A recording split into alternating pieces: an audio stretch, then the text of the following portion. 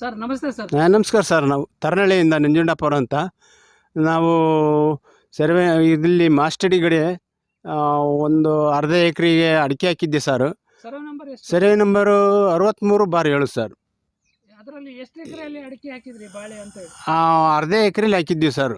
ಒಂದು 350 ಅಡಿಕೆ ಗಿಡ ಹಾಕಿದ್ವಿ. ಅದ್ರಾಗ ಒಂದು 80 ಗಿಡ ಬಿದ್ದುಬಿಡ್ತಾವೆ ಸರ್ ಗಾಳಿಗೆ. ಒಂದು 80 150-200 ಗುಣೆ ಬಾಳೆನೂ ಬಿದ್ದುಬಿಡತ್ತೆ.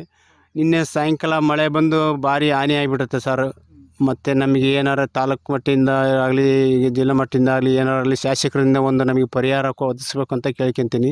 ಸುಮಾರು ಎಷ್ಟು ಮೌಲ್ಯದ್ದು ಅಡಿಕೆ ಮತ್ತು ಬಾಳೆ?